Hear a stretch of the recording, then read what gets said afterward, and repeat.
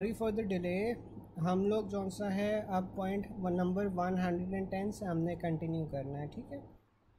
तो जो 110 पॉइंट है ना, इसमें वो आपको एम्बुलस की टाइप्स बता रहा है, ठीक है।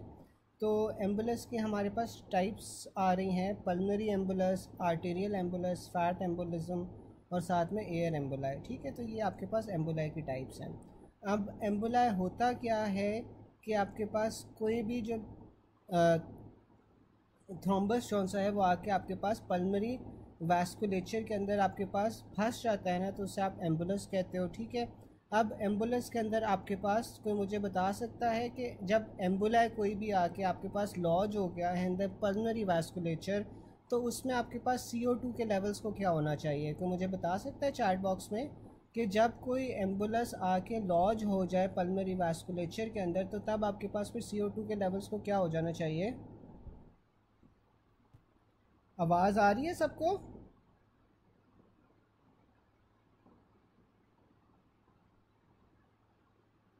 आवाज़ आ रही है अभी?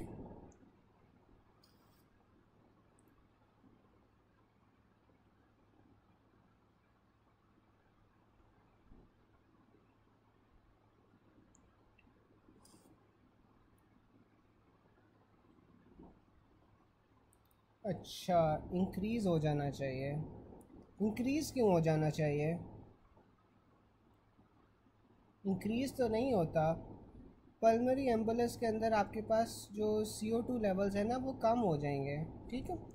एम्बुलेंस के अंदर आपके पास CO2 लेवल्स जो से हैं वो कम हो जाएंगे, क्योंकि जब आपके पास पल्मरी एम्बुलाई कोई भी आके पल्मरी वास्कुलेचर के अंदर फंसता है या लॉज होता है, तो तब फिर आप क्या करोगे? तब आप हाइपर वेंटिलेट करोगे, और हाइपर वेंटिलेशन से आपके पास CO2 लेवल्स को क्या होगा? हाइपर वेंटिलेशन से आपके पास जो CO2 लेवल्स हैं वो डिक्रीज़ हो जाएंगे, ठीक है। तो पल्मरी एम्बोलिज्म के अंदर जो CO2 लेवल्स हैं वो आपके पास कम हो जाते हैं, ठीक है। फिर आपके पास आ रहा है a 30-year-old man had road traffic accident and sustained fracture of femur. 2 days later ही डेवलप सडन ब्रेथलेसनेस, ठीक है। तो आपके पास पेशेंट है, उसका रोड ट्रैफिक एक्सीडेंट हुआ है, फ्रैक्चर हुआ है फीमर का, 2 दिन बाद उससे सडन ब्रेथलेसनेस हुई है। तो इसमें आपके पास क्या कॉज है? फैट एम्बोलिज्म है। फैट एम्बोलिज्म आपके पास कब होता है? जब आपके पास कोई भी फ्रैक्चर हो, फ्रैक्चर के बाद आपके पास जो बोन मैरो या फैटी टिश्यू है वो आपके पास जौन सा होता है, फ्रैक्चर होने के बाद आपके पास एम्बुलस बन जाए, तो उससे आप फैट एम्बोलिज्म कहते हो, ठीक है। अब पल्मरी एम्बोलिज्म आ जाता है। पल्मरी एम्बोलिज्म में आपके पास क्या होता है कि it is an important cause of sudden death occurring in immobilise post operative patients and those with congestive heart failure, ठीक है।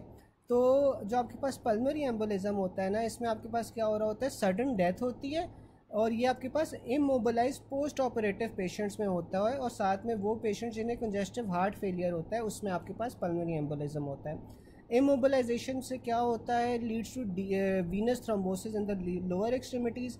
तो जब आप इमोबिलाइज्ड होगे तो इमोबिलाइज पेशेंट्स के अंदर आपके पास वीनस थ्रोम्बोसिस होती है इन द लोअर एक्सट्रीमिटीज़, और थ्रोम्बस जौन सा होता है वो ब्रेक अवे करता है and travels to the pulmonary artery. और इसे आपने ट्रीट कैसे करना है? हाइपरबेरिक ऑक्सीजन के साथ करना होता है, ठीक है। अच्छा, अब मुझे कोई बता सकता है कि वो कौन सा ट्राइड होता है जिसमें आपके जो थ्रोम्बोसिस का ट्राइड का कोई नाम बता सकता है? क्या होता है थ्रोम्बोसिस के ट्राइड का? क्या नाम होता है? और उसमें कौन कौन सी चीज़ें आ जाती हैं?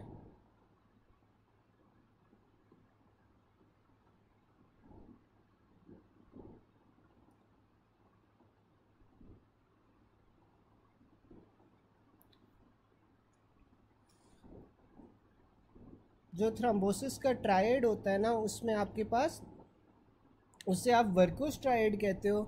और जो वर्कोस ट्राइड होता है उसमें आपके पास 3 चीज़ें आती हैं। एक होती है एंडोथीलियल इंजरी, दूसरी होती है हाइपर कोagulability, और तीसरी होती है वीनस स्टेसिस, ठीक है। अब ये देखो कि जो आपके पास इमोबिलाइज्ड पेशेंट होगा ना, इमोबिलाइज्ड पेशेंट के अंदर क्या होगा?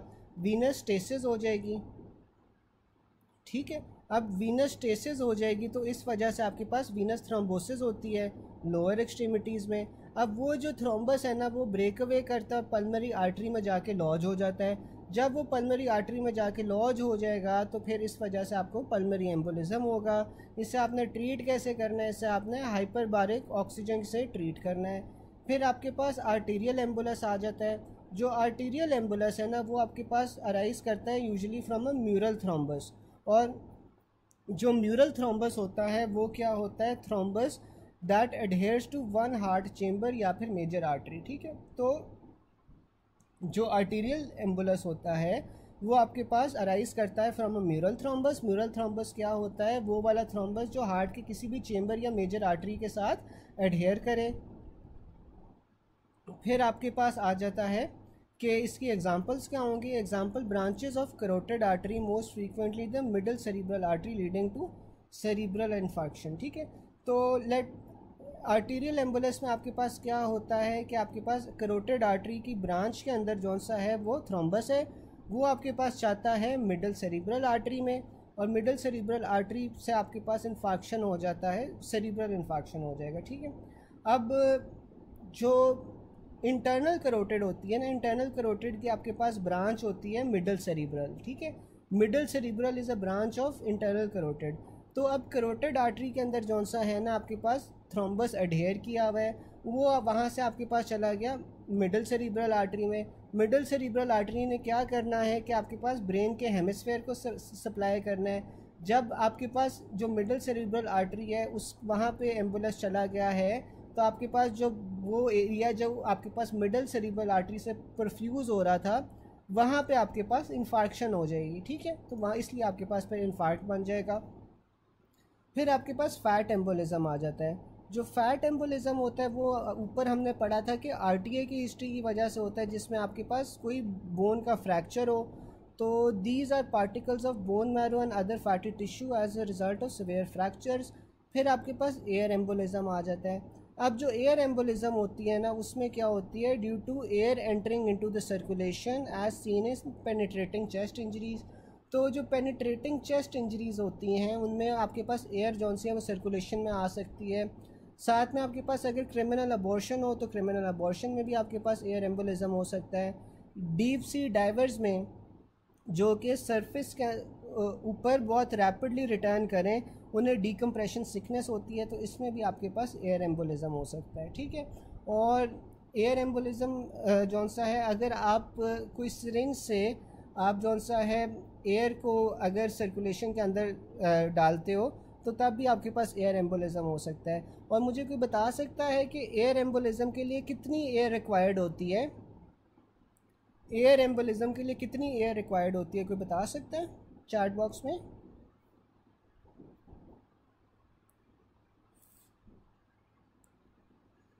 बिल्कुल 100 सीसी होती है। फिर आपके पास एमनियोटिक फ्लूइड एम्बोलिज्म आ जाता है।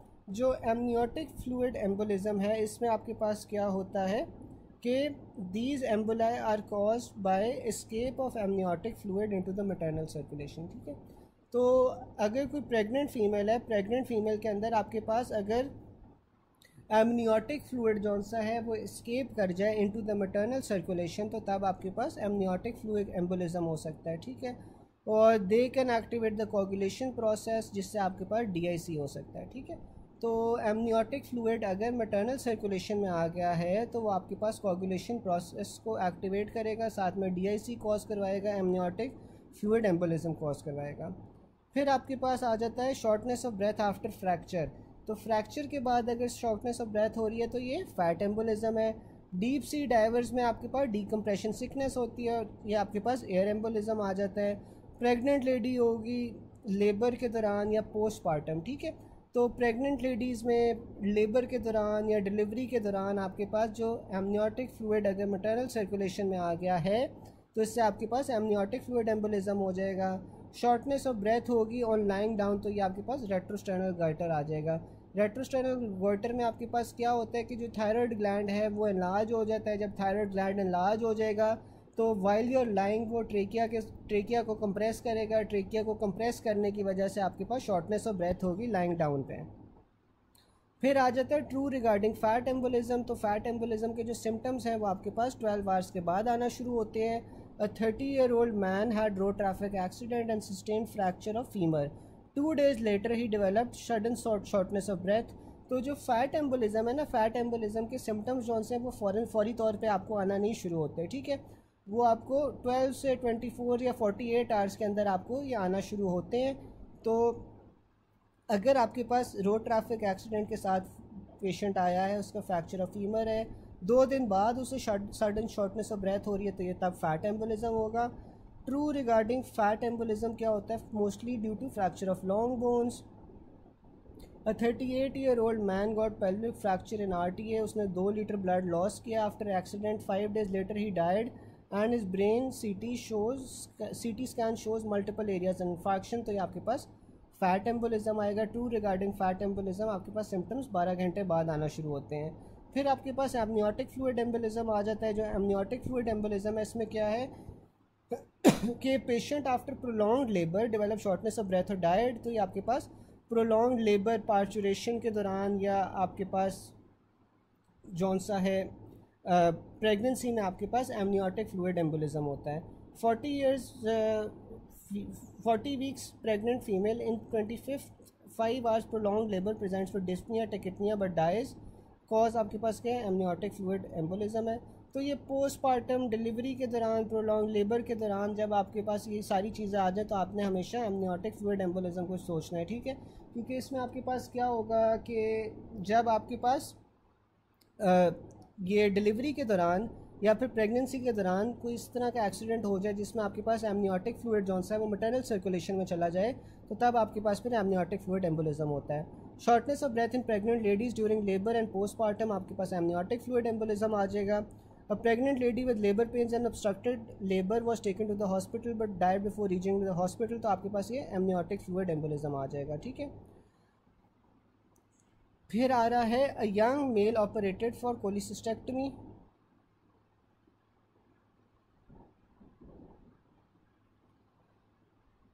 देखिए डॉक्टर साहिबा, इसमें ना कोई ड्यूरेशन नहीं होता। इसमें ये होता है कि जब भी आपके पास प्रेगनेंसी में कोई कॉम्प्लिकेशन आ रही है, ठीक है, पोस्टपार्टम में आपके पास क्या हो रहा है कि आपके पास पल्मोनरी एम्बोलिज्म ये आगे आएगा जाके, ये जौन सा ना प्रेगनेंसी में पल्मोनरी एम्बोलिज्म आएगा। ये डिफरेंशिएट करना आपके आगे आप देखोगे कैसे डिफरेंशिएट करते हैं, ठीक है। तो ये अभी हम आगे पढ़ते हैं। ये एक बार सारे एम्बोलिज्म के पॉइंट्स ख़त्म हो जाए तो होपफुली आपके सारे क्वेश्चन जौन सा ना वो क्लियर हो जाएंगे, ठीक है। और ये जो डॉक्टर साहिबा पूछ रही है ना कि पोस्टपार्टम ड्यूरेशन जिसमें एमनियोटिक 38 ईयर्स ओल्ड, मैं एक सेकंड देखता हूँ।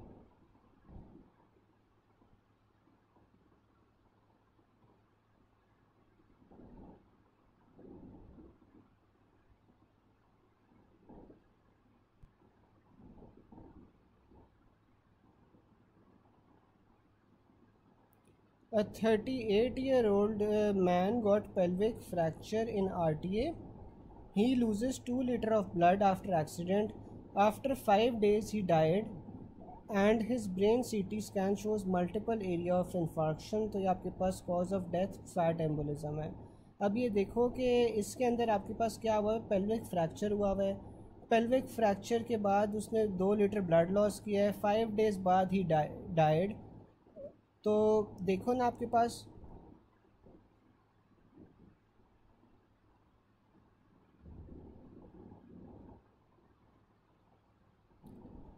डॉक्टर साहिबा, इसमें जौन सा है ना आपके जो सिम्टम्स हैं, सिम्टम्स आपके पास 12 से 48 आवर्स के बाद आना शुरू होते हैं, ठीक है। और जो डेथ होती है वो तो 3, 4, 5 दिन में भी हो जाए, तो आपके पास आपने फ़ैट एम्बोलिज्म ही चूज़ करना है, ठीक है। इसमें जो कंफ्यूजिंग चीज़ें होती है ना वो ये होती है कि अगर फौरी तौर पे डेथ हो रही है तो फिर हमने कुछ और सोचना है, ठीक है। अगर 12 घंटे बाद डेथ हो रही है तो फिर हम फैट एम्बोलिज्म के बाद तरफ ही जाएंगे, ठीक है। Whether it's 12 hours, whether it's 48 hours, whether it's 5 days, whether it's a week, ठीक है। तो तब हमने फ़ैट एम्बोलिज्म ही सोचना है। लेकिन अगर फौरी तौर पे डेथ हो रही होगी तो फिर हम कुछ और सोचेंगे, ठीक है। और कुछ और क्या सोच सकते हैं ये हम आगे जाके अभी पढ़ेंगे, ठीक है।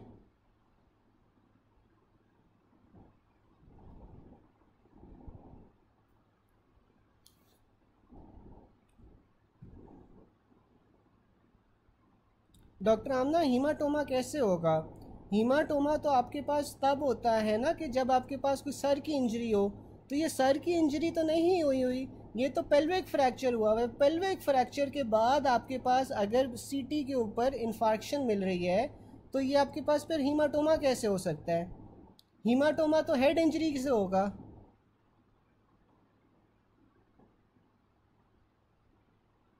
ठीक है, हीमाटोमा तो आपके पास हेड इंजरी से होगा। ये पेल्विक फ्रैक्चर बता रहे हैं, पेल्विक फ्रैक्चर के बाद 5 डेज बाद डेथ हो रही है। ठीक है, तो ये आपके पास इस वजह से ये फैट एम्बोलिज्म है। और साथ में जहाँ तक बात है कि 5 डेज बाद डेथ हो रही है, तो जो इसके सिम्टम्स हैं ना, इसके सिम्टम्स 12 से 48 आवर्स के बाद शुरू होते हैं। ठीक है, लेकिन डेथ को 3 4 5 दिन 1 हफ्ता हो सकता है। ठीक है, और अगर तो डिलेड टाइम है ना, यानी कि 12 आवर्स के बाद आपके पास डेथ हो रही है, सिम्टम्स आ रहे हैं, तो तब हमेशा हम फैट एम्बोलिज्म ही सोचेंगे। अगर फौरी तौर पे डेथ हो रही है तो फिर हम कुछ और सोच सकते हैं, और जो सोच सकते हैं वो आगे हम जाके पढ़ेंगे अभी। ठीक है,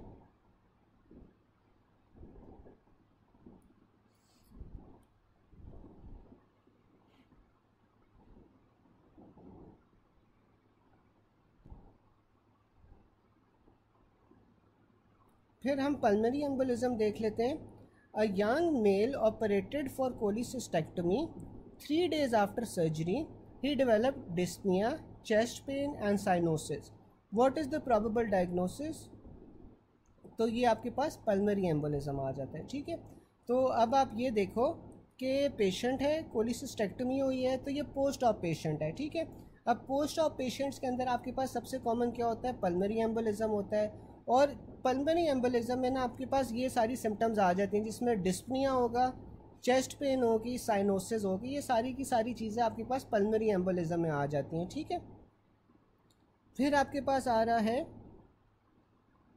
कि अ 55-year-old man non IHD ischaemic heart disease का पेशेंट है with recent history of AFib, presents with sudden unconsciousness. He is suspected to have a stroke due to the occlusion of cerebral artery. तो इसमें आपके पास most likely cause क्या है? Embolism. अच्छा, मुझे कोई चैट बॉक्स में ये बता सकता है कि किस तरह का एम्बोलिज्म होगा? ये कौन सा एम्बोलिज्म होगा? कोई बता सकता है चैट बॉक्स में?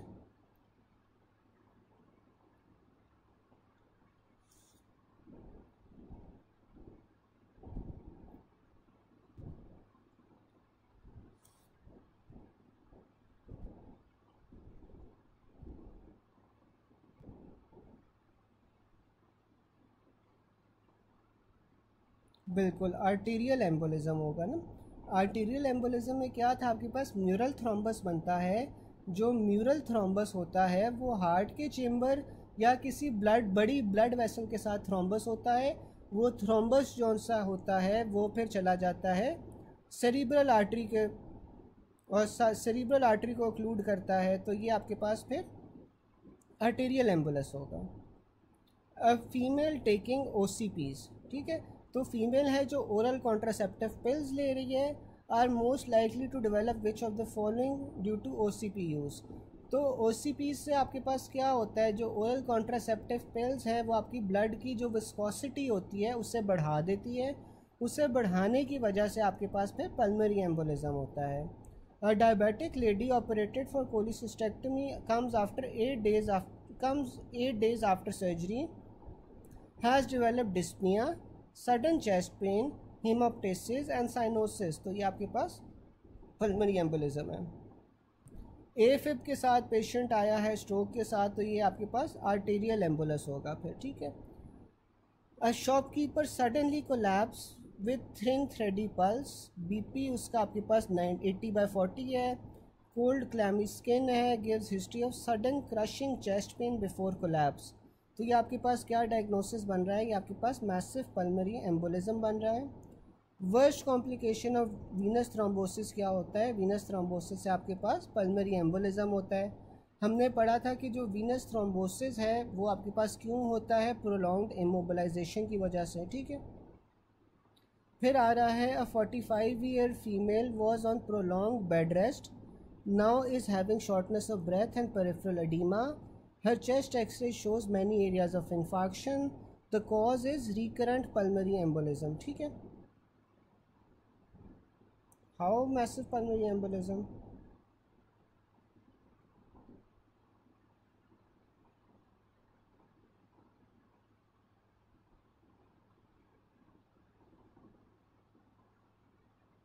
अच्छा,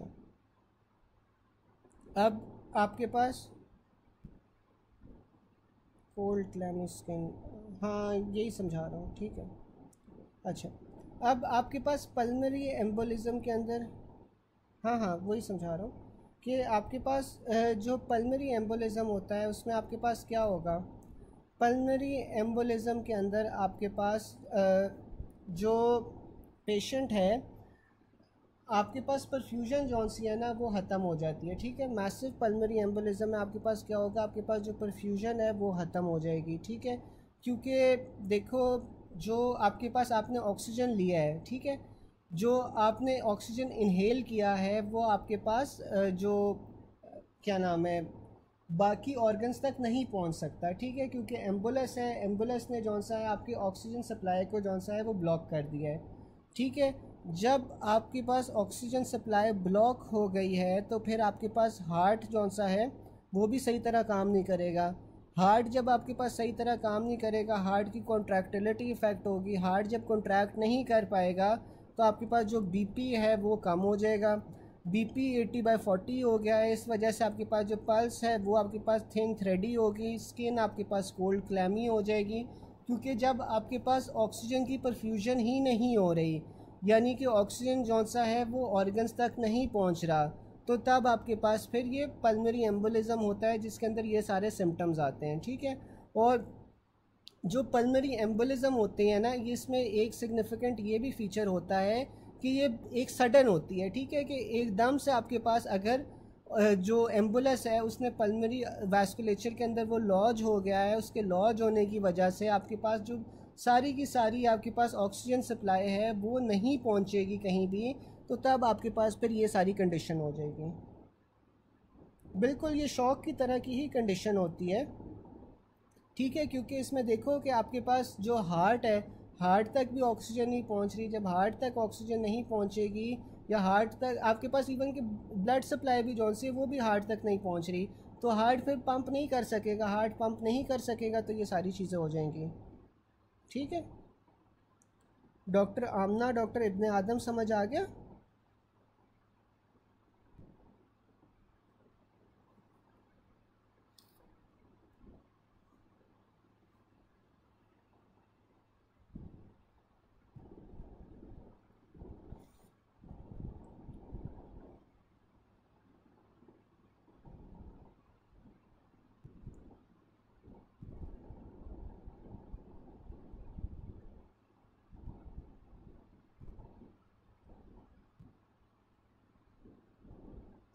अच्छा यार, कोई स्पेसिफिक पॉइंट्स है ना तो वो आप लोग पूछ लो, लेकिन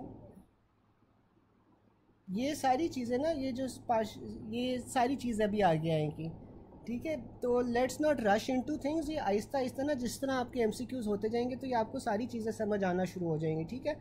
अगर कोई चीज़ by the end of the class तब तक नहीं समझ आती तो फिर आप पूछना, ये जो है ना ये पार्शियल प्रेशर ऑक्सीजन, ये सारी चीज़ें अभी आगे आएंगी, ठीक है।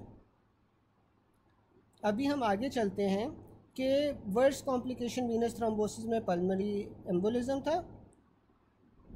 हाँ हाँ, मैं चल रहे हैं, वहीं पे चल रहे हैं।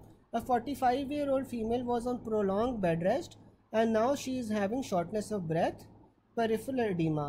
अब चेस्ट एक्सरे में ना आपको बहुत सारे एरियाज मिल रहे हैं इन्फाक्शन के, ठीक है, तो इस वजह से ये रिकरेंट पल्मोनरी एम्बोलिज्म है, ठीक है। 45-year-old फीमेल है, प्रोलॉन्ग बेड रेस्ट पे है, ठीक है, लंबे अरसे से बेड रेस्ट पे है, शॉर्टनेस ऑफ ब्रेथ हो रही है, पेरिफेरल एडिमा हो रहा है। यहाँ पे जिस लफ्ज़ को आपने हाईलाइट करना है, ये जो सोचना है ना वो ये है कि इसमें आपको एक्सरे में बहुत सारे एरियाज मिल रहे हैं इन्फार्क्शन के, ठीक है। तो अगर मल्टीपल एरियाज ऑफ इन्फार्क्शन मिल रहे हैं तो इसका क्या मतलब है कि उसे बार बार पल्मोनरी एम्बोलिज्म हो चुका है, ठीक है।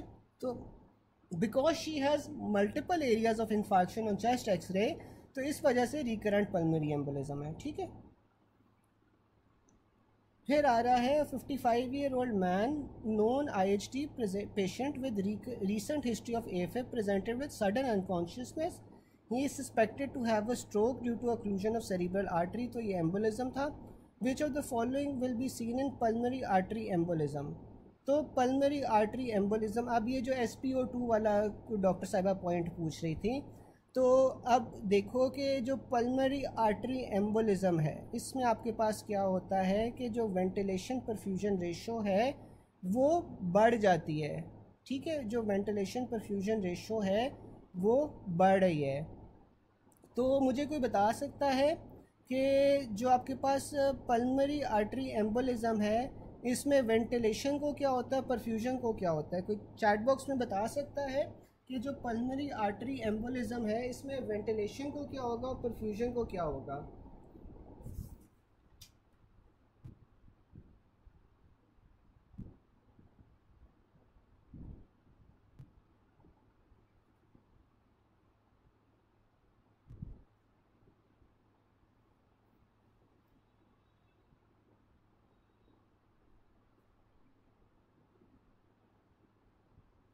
चले वो कर लेते हैं। आप मुझे पॉइंट नंबर बता दो कौन सा मिस किया है, वो भी कर लेता हूँ। अच्छा मुझे आपको ये बता दे,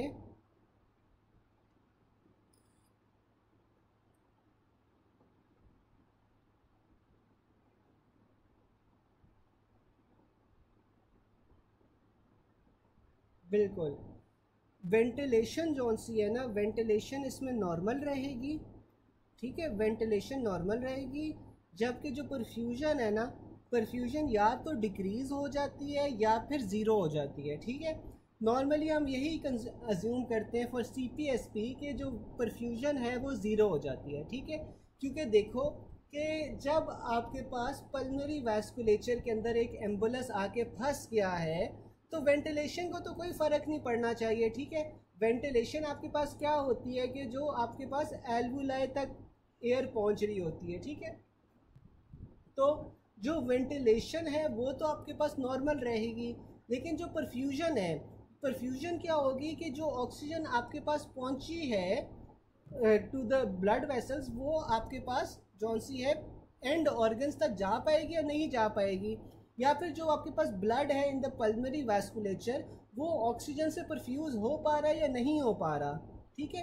तो जो पल्मोनरी वैस्कुलेचर में ब्लड है वो ऑक्सीजन से परफ्यूज नहीं हो पाएगा क्योंकि वहाँ पे एक एम्बुलेंस ने आके ब्लॉक कर दी है, ठीक है। तो इसमें परफ्यूजन जो सी है वो आपके पास ज़ीरो हो जाती है, जबकि वेंटिलेशन आपके पास नॉर्मल रहती है। तो जो VQ रेशो होता है ना, VQ रेशो इंक्रीज़ होता है और इंक्रीज़ भी इस तरह होता है कि वो इन्फिनिटी हो जाता है क्योंकि परफ्यूजन ज़ीरो हो रही है, वेंटिलेशन नॉर्मल है, तो जो आपके पास वेंटिलेशन परफ्यूजन रेशो है वो इन्फिनिटी की तरफ चला जाएगा, ठीक है।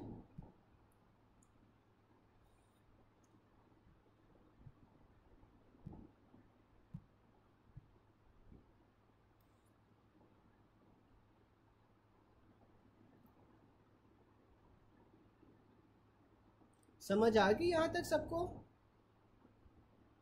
ये वाला पॉइंट किसी को ना समझ आया क्योंकि बार बार टेस्ट होता है CPSP में।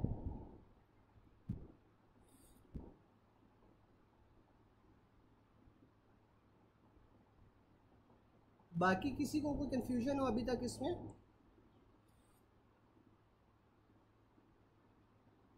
एम्बोलिज्म के अंदर आपके पास जो वेंटिलेशन है ना, वेंटिलेशन नॉर्मल रहती है, ठीक है, जबकि जो परफ्यूजन है वो ज़ीरो हो जाती है या फिर डिक्रीज़ हो जाती है, ठीक है। तो इससे जो वेंटिलेशन परफ्यूजन रेशो है वो आपके पास बढ़ जाएगी और बढ़ कितनी जाती है, इन्फिनिटी की तरफ चली जाती है, ठीक है।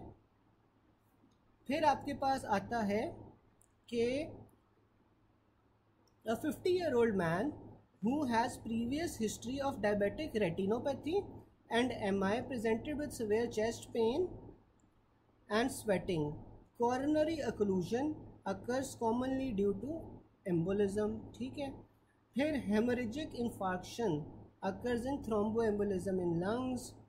Deep venous thrombosis first gets lodged in pulmonary artery and branches, ठीक है।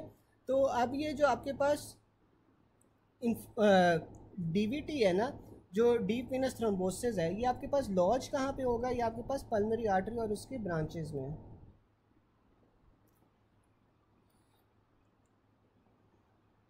पार्शियल प्रेशर ऑफ ऑक्सीजन, बिल्कुल पार्शियल प्रेशर ऑफ ऑक्सीजन आपके पास रिड्यूस हो जाएगा, ठीक है, पार्शियल प्रेशर ऑफ ऑक्सीजन आपके पास रिड्यूस हो जाएगा।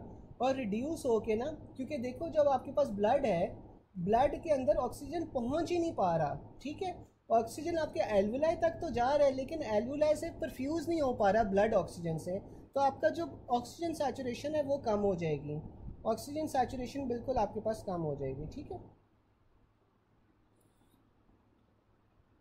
और इसमें एक ये भी पॉइंट होता है कि ये जो आपके पास ऑक्सीजन सैचुरेशन है ना वो मिमिक करती है टू दिस जो वीनस ब्लड होता है, ठीक है, जो वीनस ब्लड होता है ना उसकी तरह की आपके पास ऑक्सीजन सैचुरेशन हो जाती है, ठीक है, क्योंकि वीनस ब्लड में क्या था कि उसमें आपके पास ऑक्सीजन तो नहीं आ पा रहा था ना, तो वीनस ब्लड की तरह की आपके पास पिक्चर मिलेगी आर्टरीज में भी। नहीं, एम्बोलिज्म में आपके पास CO2 भी कम हो जाती है। एम्बोलिज्म में CO2 इसलिए कम होती है डॉक्टर साहिबा कि जब पेशेंट के पास ऑक्सीजन नहीं है, ऑक्सीजन नहीं है तो वो क्या करेगा, वो हाइपर वेंटिलेट करेगा, और जब वो हाइपर वेंटिलेट करेगा तो जो CO2 है वो आपके पास बाहर की तरफ जाएगी, तो CO2 भी इसमें कम हो जाती है। ऑन दी अदर हैंड, चलो अभी ना ये कॉन्सेप्ट हम क्लियर कर लेते हैं, ये जौन सा है ना फिर हम आगे बाकी कर लेते हैं, पहले ये कॉन्सेप्ट हम क्लियर कर लेते हैं कि अब आप देखो कि जो आपके पास एम्बोलिज्म है ना, एम्बोलिज्म के अंदर आपके पास ऑक्सीजन तो कम हो रहा है लेकिन CO2 भी कम हो जाती है, क्योंकि आपके पास जब ऑक्सीजन के लेवल्स कम है तो पेशेंट हाइपर वेंटिलेट करेगा, जब हाइपर वेंटिलेट करेगा तो आपके पास CO2 जौन सा है वो ज़्यादा से ज़्यादा एक्सपायर करेगा, ठीक है, तो इसमें आपके पास CO2 भी कम हो जाती है। ऑन दी अदर हैंड अब हम दूसरा सिनेरियो भी पढ़ लेते हैं जिससे आपको समझ आ जाएगा, ठीक है। तो दूसरा जो सिनेरियो है ना, दूसरा है ऑब्स्ट्रक्शन। अब एयरवे ऑब्स्ट्रक्शन के अंदर क्या होगा? अब एयरवे ऑब्स्ट्रक्शन के अंदर मुझे कोई बता सकता है कि वेंटिलेशन परफ्यूजन की रेशो आपको कैसे मिलेगी?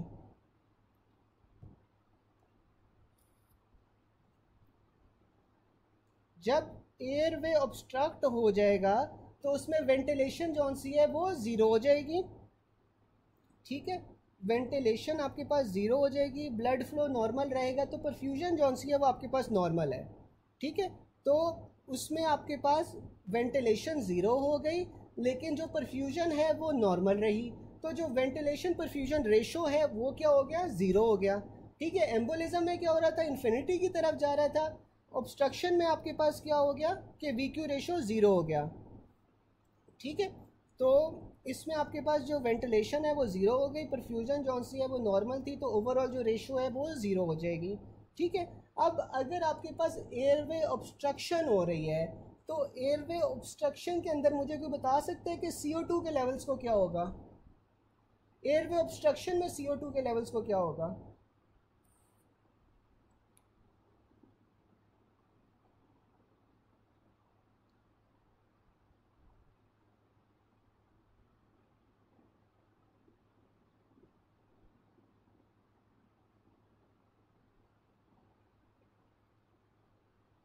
फिर से मैं पूछ रहा हूँ कि एयरवे ऑब्स्ट्रक्शन के अंदर CO2 के लेवल्स को क्या होगा? बिल्कुल इसमें इंक्रीज हो जाएगा, ठीक है, क्योंकि देखो ना आपका एयरवे ऑब्स्ट्रक्ट हुआ हुआ है, एयरवे ऑब्स्ट्रक्ट हुआ हुआ है तो CO2 आप बाहर एक्सहेल ही नहीं कर पा रहे, जब बाहर आप निकाल ही नहीं पाओगे CO2 तो CO2 के लेवल्स आपके पास बढ़ जाएंगे, ठीक है, तो एयरवे ऑब्स्ट्रक्शन के अंदर CO2 लेवल ज़्यादा हो जाएंगे, ठीक है, और इसमें ऑक्सीजन के लेवल्स को क्या होगा? इसमें ऑक्सीजन के लेवल्स को क्या होगा? बिल्कुल CO2 ब्लड में बढ़ जाएगा ना, तो इसमें आपके पास CO2 ब्लड में बढ़ रहा है, ऑक्सीजन के लेवल्स को क्या होगा?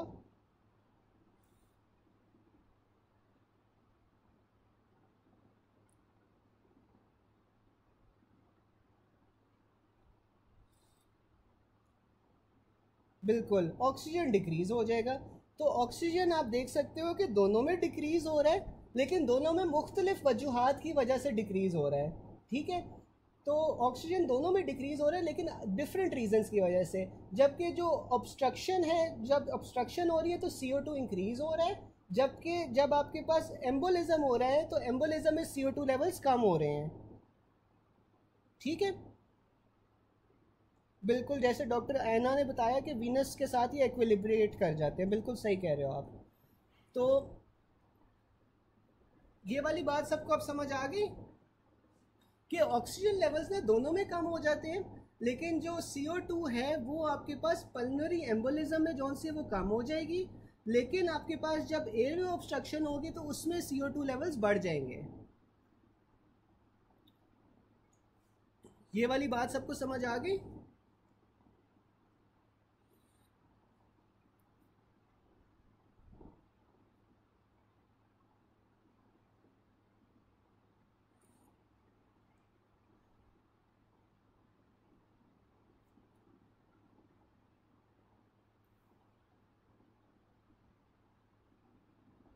बाकी सबको भी समझ आ गया।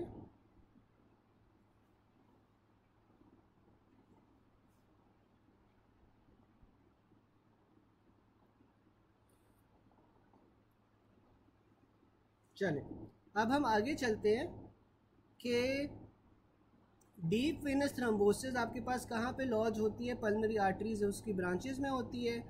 फिर आपके पास आ जाते हैं most common complication of DBT. तो डीबीटी की सबसे कॉमन कॉम्प्लिकेशन क्या है कि आपके पास एम्बुलाई बन जाते हैं। A patient was diagnose to have pale infarct, which of the following conditions does it occur. तो पेल इंफार्क्ट हुआ हुआ है तो ये आपके पास एम्बोलिक या इस्कीमिक स्ट्रोक होगा। A female taking oestrogen therapy to relieve post menopausal symptoms. तो ये आपके पास जब ईस्ट्रोजन थेरेपी या आप OCPs लेते हो तो उसमें आपके पास थ्रोम्बोएम्बोलिज्म होता है, ठीक है। Most fatal fetal part type of most fatal type of pulmonary embolism that causes extensive pulmonary necrosis, shock and death. तो ये आपके पास थ्रोम्बोएम्बोलिज्म होता है। A post menopausal women on hormone replacement therapy for post menopausal related osteoporosis. तो ये आपके पास थ्रोम्बोएम्बोलिज्म कॉज करेगा।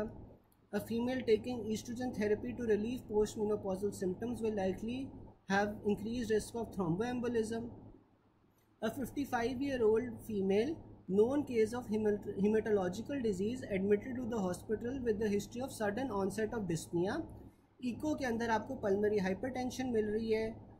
What could be the best possible cause associated with heart condition. तो ये रिपीटेड पल्मोनरी एम्बोलिज्म है, ठीक है। अब ये इसमें भी आप देखो कि इसमें आपके पास क्या हो रहा है कि सिवियर सडन ऑनसेट है सिवियर डिस्पनिया का, पल्मोनरी हाइपरटेंशन है, ठीक है। तो इको में आपको अगर पल्मोनरी हाइपरटेंशन मिल रही है साथ में सिवियर डिस्पनिया मिल रहा है तो इस वजह से रिपीटेड पल्मोनरी एम्बोलिज्म्स हो रहे हैं। A female patient immobilized for the past 6 weeks developed shortness of breath, she gives history of recent MI। A triangular shaped haemorrhage was seen in lungs। तो ये आपके पास थ्रोम्बोएम्बोलिज्म आ जाएगा, ठीक है।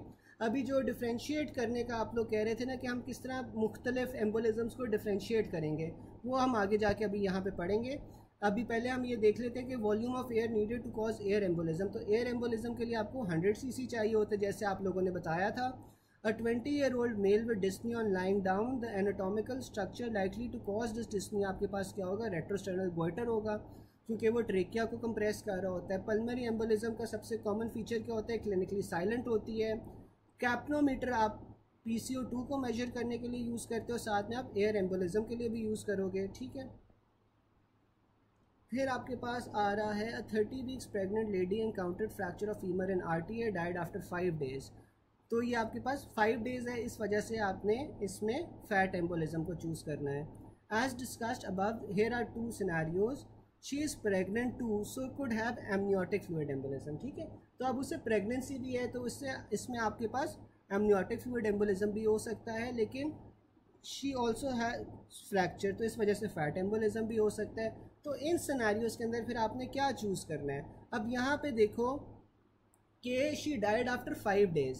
तो जब भी 12 से 48 आवर्स के अंदर आपके पास जो सा है ना सिम्टम शुरू होते हैं, अगर 5 days की हिस्ट्री दी हुई है तो हम फैट एम्बोलिज्म की तरफ जाएंगे, क्योंकि जो एमनियोटिक फ्लूइड एम्बोलिज्म होता है ना उससे फौरी तौर पे डेथ हो जाती है, ठीक है।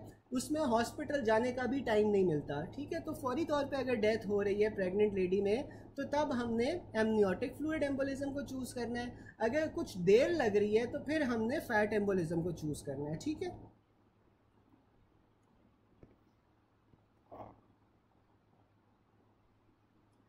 फिर वो आगे कहता है, remember for such MCQs time would be given and that is the trick. Amniotic fluid embolism can occur suddenly, जबकि फैट एम्बोलिज्म को आपके पास 12 से 72 आवर्स लगते हैं। This rule can only be applied when fracture and labour both given in the scenario at the same time. ठीक है, अब वो बता रहा है कि प्रेग्नेंट लेडी है, in her third trimester, was severely injured in RTA with left-sided femoral head fracture and dies on her way to the ER. Cause of sudden death, तो sudden death है तो ये आपके पास फिर amniotic fluid embolism आ जाएगा। A pregnant lady with pains of obstructive labor was taken to the hospital for C-section but dies on her way before reaching the hospital, तो ये आपके पास फिर amniotic fluid embolism हो जाएगा। Note the difference, 23 weeks pregnant women died in RTA। Type of death आपके पास क्या होगी, फोर्टिटुअस डेथ होगी। अब ये जो फोर्टिटुअस डेथ होती है ना, ये क्या होती है कि ये आपके पास प्रेगनेंसी में डेथ हो रही होती है, लेकिन ये death not related to pregnancy होती है। ठीक है, प्रेगनेंसी में डेथ हो रही है लेकिन this death is not related to pregnancy. ठीक है, तो ये RTA की वजह से प्रेग्नेंट वुमेन शी डाइज ना, तो इसमें RTA कॉज है, प्रेगनेंसी रिलेटेड कॉज नहीं है। ठीक है, तो इस वजह से ये फोर्टिटुअस डेथ होगी फिर। ठीक है, फिर आपके पास आ रहा है, a 30 weeks pregnant female dies with shortness of breath, she dies after 5 days. अच्छा, अब ये देखो, अब 5 डेज के बाद शी डाइज, लेकिन यहाँ पे जो सिनेरियो में दिया हुआ शॉर्टनेस ऑफ ब्रेथ, अब शॉर्टनेस ऑफ ब्रेथ की वजह से आप किसकी तरफ जाओगे, पल्मोनरी एम्बोलिज्म की तरफ जाओगे। यहाँ पे फैट एम्बोलिज्म क्यों नहीं हो सकता, कोई मुझे बता सकता है चैट बॉक्स में कि फैट एम्बोलिज्म क्यों नहीं होगा यहाँ पे?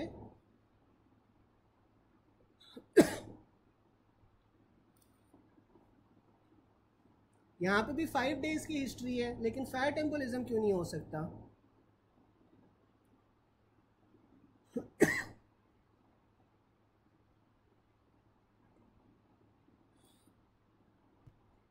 कोई चैट बॉक्स में बता सकता है? बिल्कुल, RTA की हिस्ट्री नहीं है।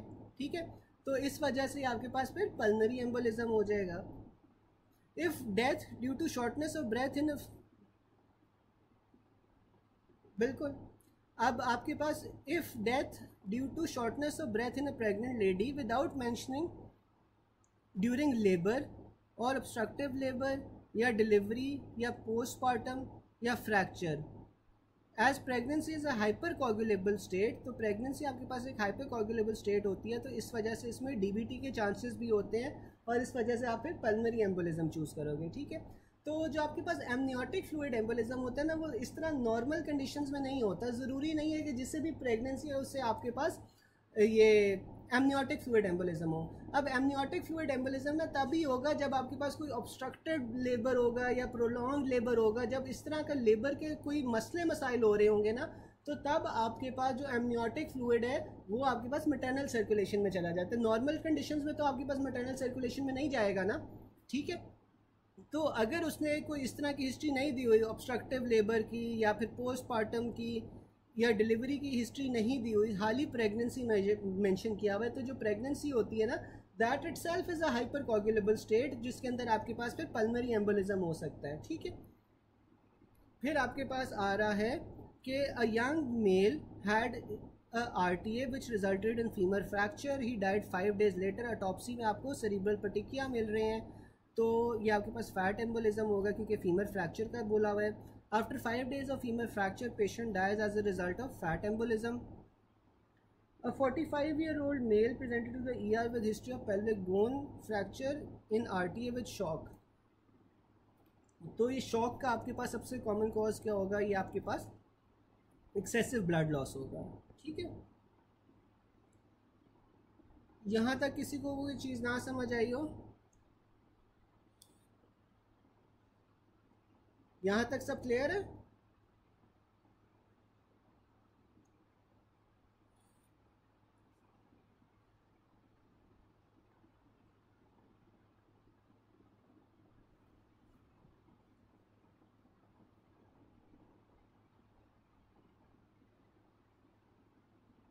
यहाँ तक किसी को कोई क्वेश्चन हो?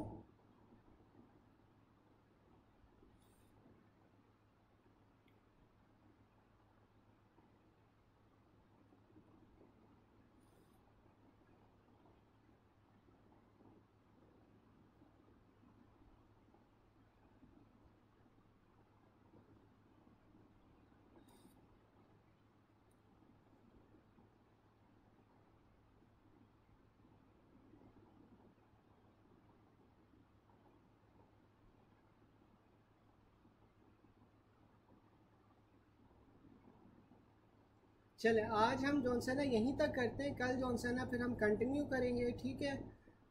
तो आज जो हमने पढ़ा है ना ये आप लोग अच्छी तरह कर लो, ठीक है। मैं बाकी जौन सा ना हम फिर कल पल्मोनोलॉजी के साथ कंटिन्यू करते हैं, ठीक है गाइस। किसी को क्वेश्चन है तो अभी पूछ ले, ताकि अभी कोई क्लैरिटी, हम जो चीज़ नहीं समझ आ रही वो क्लियर हो जाए, ताकि आप लोग जौन सा ये फिर एक बार पढ़ लो, ठीक है। चलिए ठीक है, अल्लाह हाफिज़।